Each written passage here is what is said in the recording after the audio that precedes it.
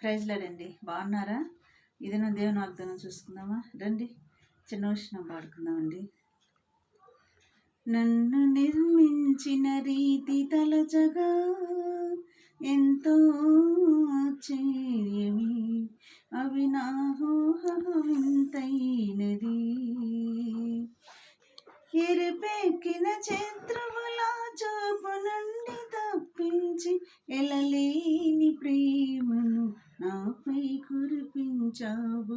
నా స్తుతులపైన నివసించువాడా, నా అంతరంగికుడా యేసయ్యా, నా స్తుతులపైన నివసించువాడా, నా అంతరంగికుడా యేసయ్యా.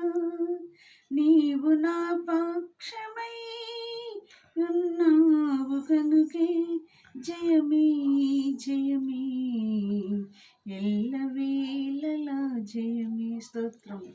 ఇది నా దేవుని వాగ్దానం చూసుకుందామండి. 118వ కీర్తన 25వ వచనం చూసుకుందామండి. యెహోవా దయచేసి నన్ను రక్షించుము, యెహోవా దయచేసి అభివృద్ధి కలిగించుము, యెహోవా దయచేసి నన్ను అభివృద్ధి కలిగించుము. యెహోవా పేరట వచ్చువాడు ఆశీర్వాదమందునుగాక.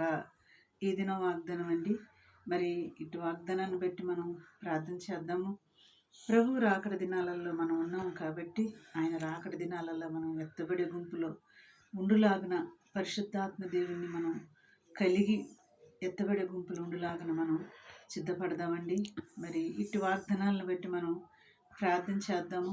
దేవుడిచ్చిన ఇటు గొప్ప ఆయన కృపను మనం ఆయన వచ్చేంత వరకు కూడా మనం కాపాడుకుందాం.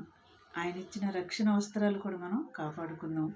ఎవడును అపహరింపకుండా ఆయన ఇచ్చిన రక్షణ వస్త్రాలు మనం ఏం చేద్దాం? కాపాడుకుందాం. చిన్న ప్రార్థన అండి. స్తోత్రములు ప్రభు. నాయన ఈ సమయంలో ప్రభు ఇటు మాటలు మా హృదయాలు నీరుగట్టి ఫలింపు చేయమని యేసయ్య నామములో అడిగి వేడుకుంటున్నాము తండ్రి. ఆమేన్. God bless you.